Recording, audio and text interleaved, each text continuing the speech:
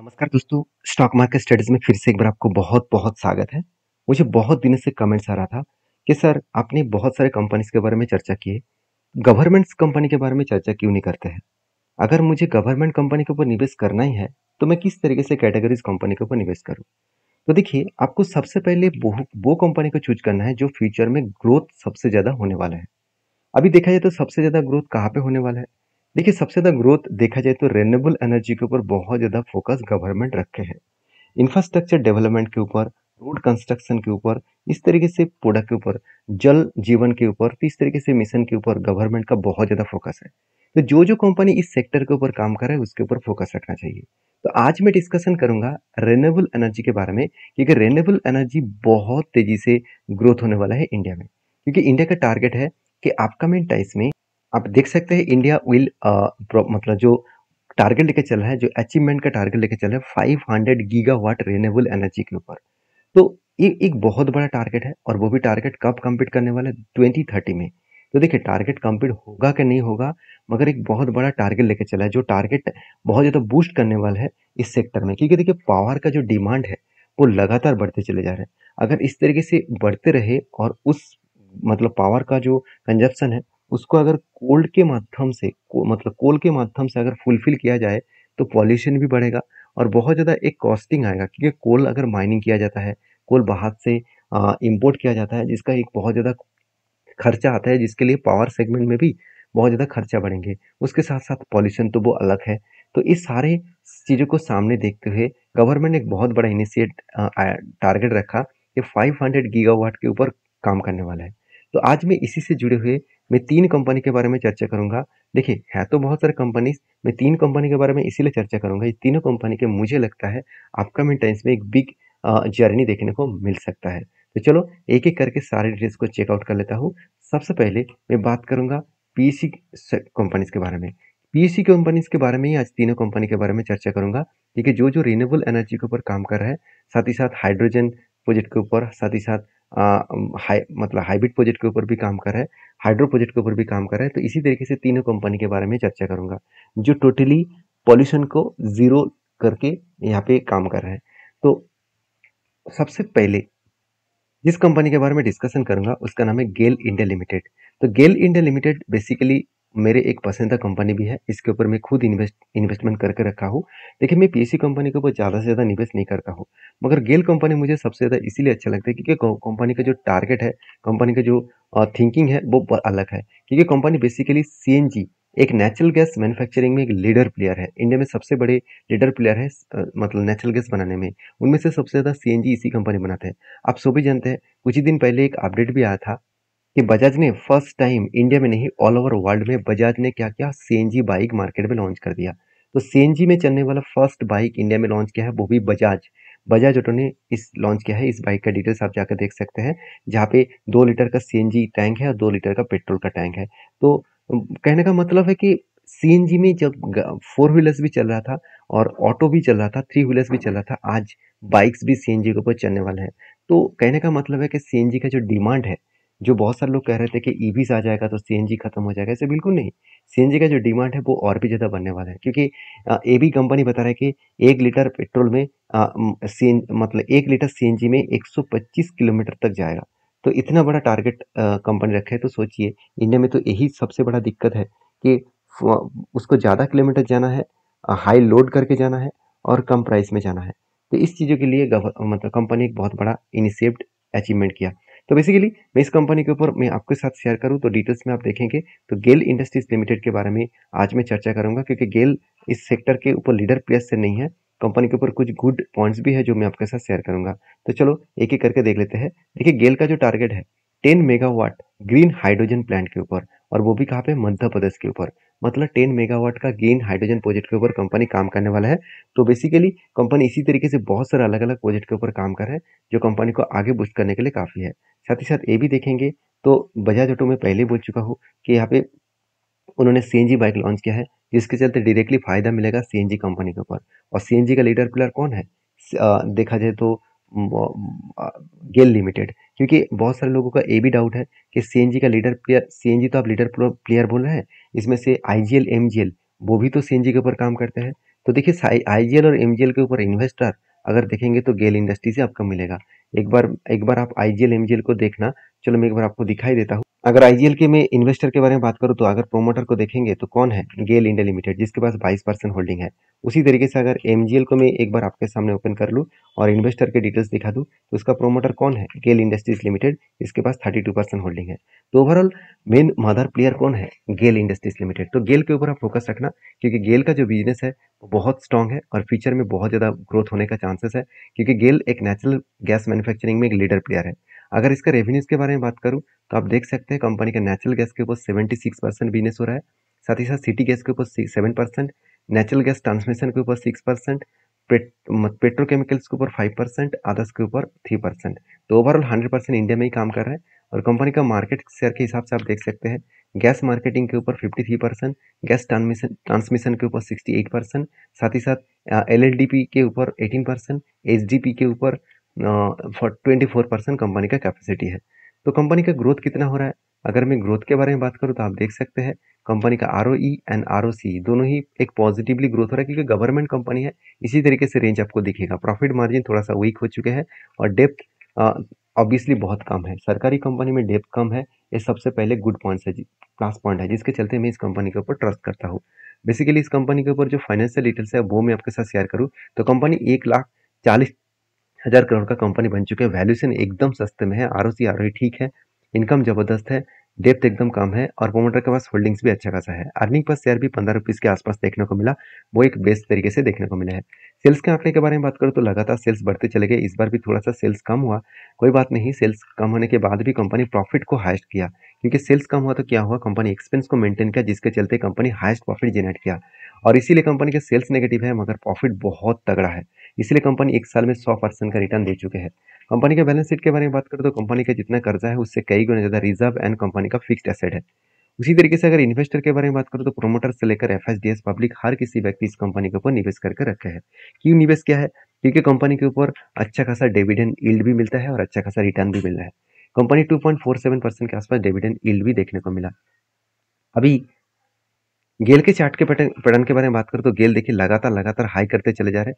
एक लंबा सा जर्नी कंपनी के ऊपर देखने को मिला। कोविड के टाइम में इस कंपनी का प्राइस 50 रुपीज़ के आसपास चले आए थे, आज 200 के ऊपर चला है। तो मुझे लगता है एक जो जर्नी स्टार्ट हुआ है, ये जर्नी बहुत तेजी से ऊपर जा सकते हैं। हाँ, अभी इस जगह पे बाय करने से पहले एक बार आपको सोचना पड़ेगा, क्योंकि अगर कंपनी यहाँ पे होल्ड करके उसके बाद ब्रेकआउट करता तो एक अच्छा खासा बाइंग का अपॉर्चुनिटी यहाँ पे देखने को मिलता है। तो अगर मेरे ओपिनियन आप पूछेंगे तो मैं इस हाई लेवल में बाई करने से पहले अगर मैं बाई भी करूँ तो छोटे मोटे क्वांटिटी के साथ करूंगा। जब एक डीप अप करेक्शन दिखे, जब एक होल्डिंग पीरियड देखे, तो मैं उस जगह पे ज़्यादा क्वांटिटी ऐड करना चाहूँगा। बाकी आपके क्या ओपिनियन है जरूर मुझे कमेंट्स करके बता सकते हैं। नेक्स्ट जो कंपनी है वो भी एक मेरा पसंद का कंपनी है, जिसके ऊपर मैं ऑब्वियसली इन्वेस्टेड हूँ। उसका नाम है इंडियन ऑयल कॉर्पोरेशन लिमिटेड। तो इंडियन ऑयल कॉर्पोरेशन लिमिटेड जो एक लीडर प्लेयर है, जो ऑयल मैन्युफैक्चरिंग में, जो रिलायंस के बाद सबसे बड़े कंपनी है आईओसीएल। तो आईओसीएल इंडिया के पीएससी सेक्टर के हिसाब से कंपनी नंबर 1 कंपनी है और सबसे बड़ी कंपनी है, क्योंकि 2,40,000 करोड़ के आसपास इसका मार्केट कैप है। अब इस कंपनी के ऊपर कुछ गुड पॉइंट्स है जो मैं आपके साथ शेयर करूंगा, आप खुद ही देख सकते हैं। इकोनॉमिक टाइम्स के ऊपर एक अपडेट आया था, बताया गया था कि Indian oil corporation invest 5,215 crore इन ग्रीन पावर। मतलब ग्रीन पावर एनर्जी के ऊपर इंडियन ऑयल क्या करने वाला है, इन्वेस्टमेंट करने वाला है। मतलब रेन्यूएबल एनर्जी के ऊपर कंपनी जबरदस्त यहाँ पे इन्वेस्टमेंट करने जा रहा है। एक एक करके कंपनी का इन्वेस्टमेंट का टारगेट है, बहुत बड़ा टारगेट है। सोलर प्रोजेक्ट के ऊपर, विंड प्रोजेक्ट के ऊपर काम करना। आप खुद ही देख सकते हैं कंपनी वो solar project and wind project के ऊपर जबरदस्त काम करने के लिए तैयारी कर चुके हैं। तो मुझे लगता है आयोस मतलब इंडियन ऑयल कॉर्पोरेशन लिमिटेड के ऊपर आपको फोकस होना चाहिए। तो बेसिकली इस कंपनी की जो ग्रोथ है उसके बारे में बात करूँ, सबसे पहले कंपनी का मार्केट शेयर आपको दिखा दूँ तो आप देख सकते हैं 61% जो मतलब एडिशंस जो ऑयल है, मतलब जो फाइटर जेट में, एयरप्लेन में यूज़ किया जाता है, जो फ्यूल यूज़ किया जाता है, उस फ्यूल इंडस्ट्रीज में 61% का इसी के पास है। देखिए फ्यूल तो पेट्रोल डीजल में चलेगा। तो और जिस तरीके से विजय केडी ने जी एक अपडेट दिया कि जिस तरीके से ट्रेन में भीड़ अभी देखने को मिला है, उसी तरीके से फ्लाइट में भी भीड़ आपको कुछ सालों के बाद देखने को मिलेगा। तो जितना फ्लाइट, उसके लिए फ्लाइट भी बढ़ेगा। आप सभी जानते हैं बोइंग्स के ऊपर बहुत ज़्यादा ऑर्डर्स मिला है इंडियन एयरलाइंस से। मतलब इंडियन जितने सारे एयरलाइंस कंपनी है वो बहुत ज़्यादा फ्लाइट का मतलब प्लेन्स का ऑर्डर दे रहा है, क्योंकि डिमांड बहुत ज़्यादा है, कस्टमर बहुत ज़्यादा बढ़ चुके हैं। उसको फुलफिल करने के लिए इस तरीके से ग्रोथ बढ़ेगा। तो जिसके लिए जितने सारे अदी साहब सॉरी एविएशन जो फ्यूल्स है एविएशन फ्यूल्स के ऊपर डिमांड बढ़ेगा, जिसका मार्केट प्लेयर IOCL है। 61% सेल यही करता है। साथ ही साथ क्रूड ऑयल पाइपलाइंस के नेटवर्क के बेसिस में 33% मार्केट शेयर इसके पास है। क्रूड ऑयल पाइपलाइंस जो नेटवर्क है वो भी इस कंपनी के ऊपर 51% है। एचडीपीए के ऊपर 11%, साथ ही साथ एलएलपीई के ऊपर 15%, साथ ही साथ मंथली जो रिफाइनरी प्रोडक्ट्स है उसके ऊपर 24% मार्केट शेयर इसी के पास है। कंपनी के अगर ग्रोथ के बारे में बात करूँ, आप देखेंगे तो आरओसी एंड आरओई में थोड़ा सा वीक दिखेगा और कंपनी के नेट प्रॉफिट मार्जिन भी थोड़ा सा वीक दिखेगा। डेप्थ पहले ज़्यादा था, थोड़ा सा अभी कम हुआ है। कितना कम हुआ है चलो यहाँ पे मैं आपके साथ शेयर कर लेता हूँ। सबसे पहले कंपनी के डिटेल्स दिखा दूँ तो कंपनी 2,40,000 करोड़ के आसपास मार्केट कैप है। पी रेशियो एकदम सस्ते में है और आरओसी आरओई आपको बेस्ट देखने को मिले। कंपनी का डेप्थ कम हुआ है, अच्छी बात है। इनकम जबरदस्त है और कंपनी के प्रोमोटर के पास होल्डिंग्स भी जबरदस्त है। अगर मैं साल भर की डेटा दिखा दूँ तो कंपनी लगातार कंपनी यहाँ पे क्या कर रहा है, सेल्स को ग्रोथ करते चले जा रहा है। इस बार भी थोड़ा सा सेल्स कम हुआ पिछले सालों की तुलना से, कोई बात नहीं। कंपनी एक्सपेंस को भी कंट्रोल किया, जिसके चलते कंपनी का नेट प्रॉफिट इस बार हाईएस्ट देखने को मिला। इतना नेट प्रॉफिट कहाँ से हुआ? एक्चुअली कंपनी के नेट प्रॉफिट बनने के पीछे दो रीजन है। पहली बात, कंपनी का एक्सपेंस इतना हद तक कम किया गया है जिसके चलते कंपनी का ऑपरेटिंग प्रॉफिट मार्जिन जो पिछले साल में 30,000 करोड़ था, इस बार 75,000 करोड़ बन चुके हैं। तो बेस्ट तरीके से कंपनी का नेट प्रॉफिट ग्रोथ हुआ, क्योंकि सेल्स कम है, माइनस में है, मगर प्रॉफिट 300% का ग्रोथ हुआ। इसलिए कंपनी जबरदस्त रिटर्न दिया, एक साल में 70% तक रिटर्न जनरेट करके दिया है। आरओसी आरओई बेस्ट देखने को मिला, रिटर्न ऑफ इक्विटी भी बेस्ट है। कंपनी के बैलेंस शीट में हाईएस्टली कंपनी का रिजर्व है। जो कंपनी का कर्जा है उससे कई ज़्यादा कंपनी के रिजर्व भी है। उसी के साथ साथ कंपनी का CWIP भी बढ़ता हुआ देखने को मिला, फिक्स्ड एसेट भी बढ़ा, उसके साथ साथ इन्वेस्टमेंट भी कंपनी के ऊपर बढ़ता हुआ देखने को मिला है। एज ए इन्वेस्टर, प्रोमोटर से लेकर एफएसडीएस पब्लिक के पास जबरदस्त यहाँ पे इन्वेस्टमेंट देखने को मिला है। तो इस कंपनी के ऊपर फोकस रखिएगा, क्योंकि कंपनी का ग्रोथ होने का चांसेस भी ज़्यादा है। अगर मैं इसी चीज़ को IOCL को मैं एक बार आपके सामने चार्ट पैटर्न को ओपन करके दिखा देता हूँ, तो देखिए जिस तरीके से करेक्शन हुआ था कोविड के टाइम में, उसी तरीके से रिकवरी करके वो जो उसका लाइफ टाइम हाई था 150 रुपीज़, उसको ब्रेकआउट करके ऊपर जाने का कोशिश कर रहा है। तो मुझे लगता है इस जगह पे अगर कुछ टाइम होल्ड करे, उसके बाद ब्रेकआउट करे, तो एक लंबा धमाका इस कंपनी के ऊपर देखने को मिल सकता है। बाकी आपके क्या ओपिनियन है, जरूर मुझे कमेंट्स करके बताना। नेक्स्ट एंड लास्ट जो कंपनी है इस सेगमेंट में, उसका नाम है SGBN। तो SGBN आप सभी जानते हैं एक हाइड्रो प्रोजेक्ट के लीडर प्लेयर है। मैं लीडर प्लेयर क्यों बता रहा हूँ, चलो एक बार मैं आपको डिटेल्स दिखा दूँ तो और भी आपको क्लियरिटी हो जाएगा। क्योंकि SGBN जो है वो एक लीडर प्लेयर है हाइड्रो प्रोजेक्ट के ऊपर। साथ ही साथ अभी कंपनी रेन्यूएबल एनर्जी के ऊपर भी काम कर रहा है, जैसे देखा जाए तो wind project and solar project के ऊपर भी कंपनी काम कर रहा है। तो कंपनी का बेसिकली हाइड्रो प्रोजेक्ट के ऊपर भी बिजनेस है। अगर मैं कंपनी के डिटेल्स के बारे में बात करूँ तो ध्यान से देखना, SGBN जो है इसके ऊपर जो कैपेसिटी है अलग अलग जगह पे है। जैसे हिमाचल प्रदेश में करीबन 1500 मेगावाट का टोटल प्रोजेक्ट है और वो भी हाइड्रो प्रोजेक्ट है।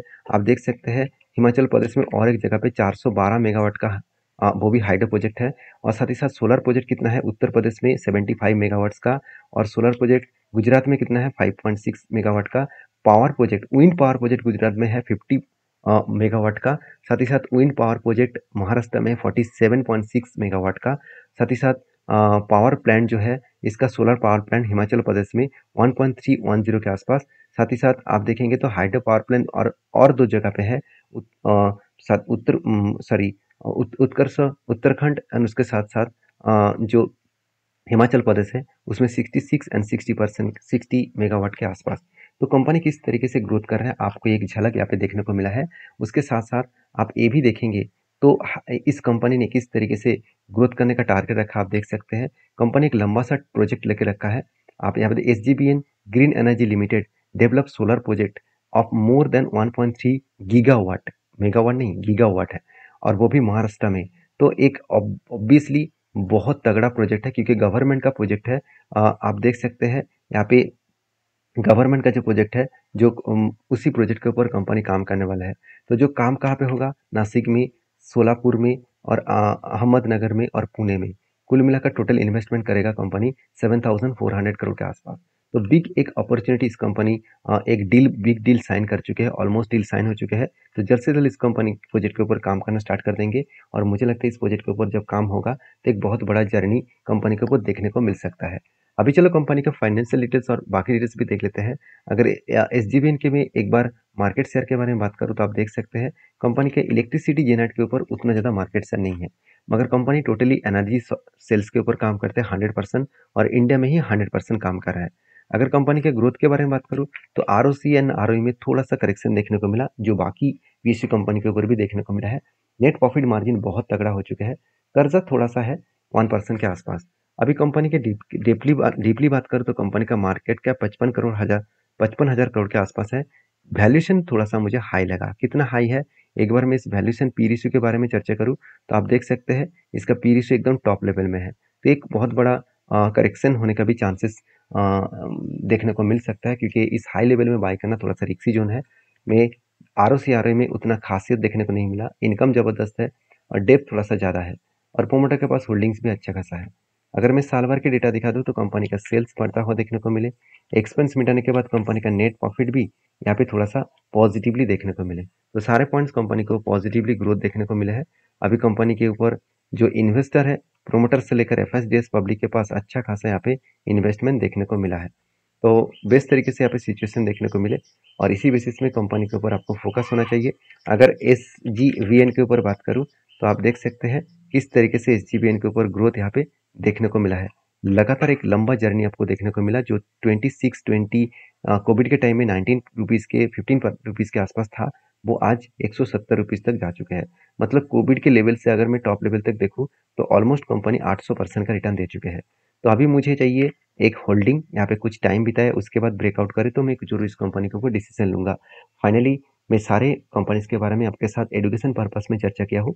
अगर आपको किसी कंपनीज के ऊपर काम करना है तो एक बार डीपली रिसर्च करें, उसके बाद काम करें, क्योंकि मेरे तरफ से कोई भी बाय एंड सेल का रिकमेंडेशन नहीं है, क्योंकि मैं कोई सेबी रजिस्टर्ड पर्सन नहीं हूँ। तो मैं रिक्वेस्ट करूंगा ये सारे वीडियोस को एक बार रिसर्च करके काम करना।